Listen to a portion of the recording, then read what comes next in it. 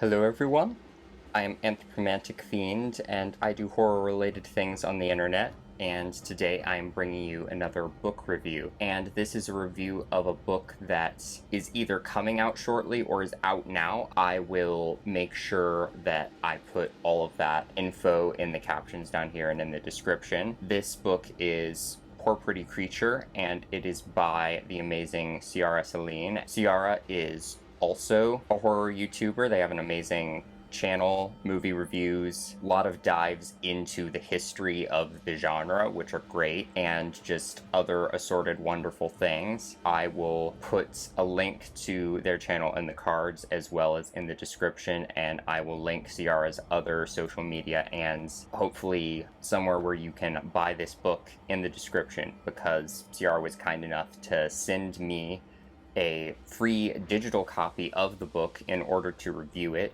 but I liked this one enough that I would honestly love to own a physical copy at some point. Poor Pretty Creature is told from the perspective of a girl named Lucy, who awakes one day in this room that she's never seen before in her life. She is chained to a bed and being held hostage by this enigmatic man named Jonathan. She can't remember how she got there, and she can't properly remember the events that led up to her waking up chained to this bed. As the story progresses, she discovers the nature of Jonathan and who he is and why she's being held there chained to this bed, and she pieces together what led up to her waking up chained to this bed. If you want to go into this book completely blind, which I think would be a great experience, that's all I can really tell you. You should just go and read the book now,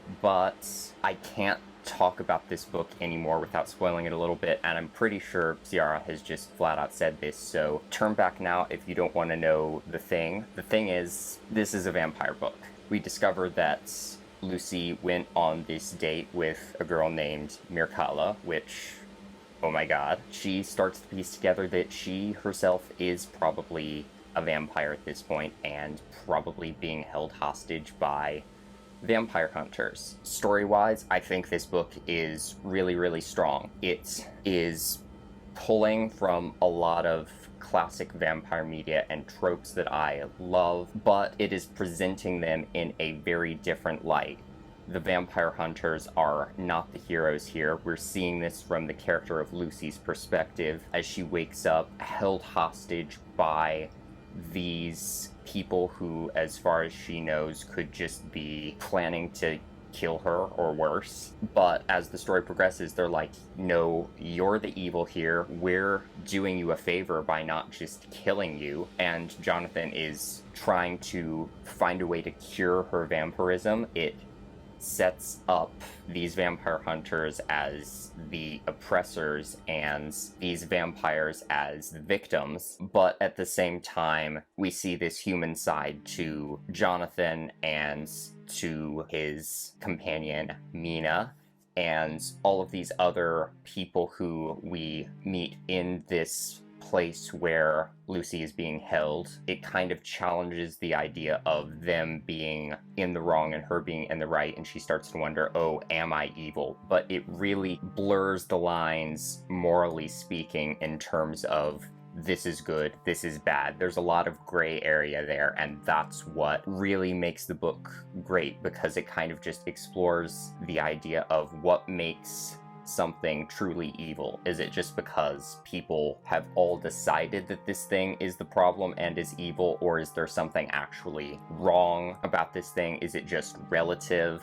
That was really well conveyed and it made me think. But on top of that, this book is just really, really fun. I love how snarky and sarcastic Lucy can be, and we also get some extremely grotesque and gory set pieces that are simultaneously like cringeworthy and hard to read, but also just reveling in the nastiness of all of it, and that was just great. I really, really like how the characters are explored in this. Nobody is clear-cut good guy or bad guy. Lucy isn't, Jonathan isn't, Mina isn't. There's a guy named Abraham. He's not a clear-cut character either. Everybody is three-dimensional, which is great. And if it's not readily apparent at this point, everybody pretty much in this story is named after a figure from classic vampire fiction. Lucy, Mina, Jonathan, Abraham, all of that's Dracula. Mircalla is obviously Mircalla / Millarca / Carmilla from Carmilla. Anyone who is familiar with my channel at this point knows how ridiculously obsessed with the Carmilla story I am, and I believe there are also references to Varney the Vampire and John Polidori's the Vampire. They're all sprinkled throughout the different names in the book, and that was just fun. I really liked the writing style and the structure of everything, because Lucy is a very kind of matter-of-fact, straightforward, very frank about everything character. She's got a little bit of a self-doubt thing going on. She's got this sensitive side and this kind of romantic side that also manifests themselves in the prose that we get. So we'll get just these very blunt, harsh images, and then these just very romantic, dreamlike scenes in the book. And there's this kind of blurring of dream and reality and lots of jumping between time, and the vampire thing kind of plays into the weird mind games that vampires can play, which results in some really, really interesting scenes as well, where she's kind of experiencing things vicariously through writing that someone else has done, and she's getting their thoughts out of the book and experiencing that event for herself, and I thought that was really cool. As far as things I didn't like about this book is kind of exactly in my wheelhouse, so I like to try to nitpick and give some constructive criticism, but I was finding it really, really hard here. But I managed to find a few things that might be negatives, but aren't really. The first of which is the names. I feel like a lot of stories do this thing where they tie in all of these classic vampire stories, and it's generally the same stories over and over again. Dracula, Carmilla the Vampire, and Varney the Vampire are just referenced a lot. I mean, Castlevania's doing all the same stuff right now, but I'm one to talk because my fan novella Lily does the exact same stuff too, and honestly, I eat that stuff up every time it crops up in something, so I can't complain. I actually love it, but it is something that's done a lot, and for someone else who might be tired of seeing that done, it is done here. But it's not just mashing up a bunch of previously existing vampire stories. It's its own story, but referencing a lot of early vampire fiction through names. Although Mircalla in this really feels like she could be Mircalla from Carmilla. My other big negative is the way things are left between Lucy and Mircalla. That did not make me happy at all. It made me very sad.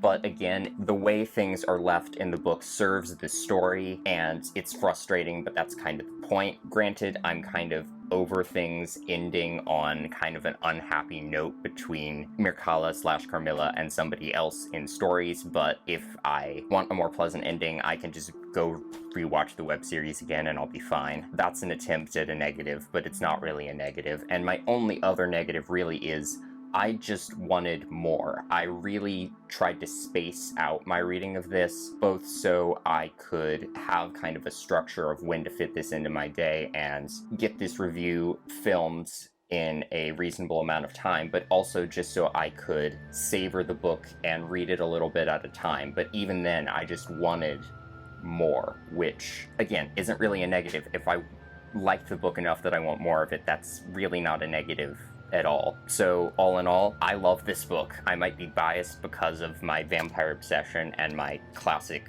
gothic horror vampire obsession, but I also think the characters are really strong. The themes that it explores are done in a really three-dimensional and emotional way that really connected with me. It is also just grotesque and dark and horrific in a way that was very visceral and fun in an odd way. I highly, highly recommend checking out Poor Pretty Creature.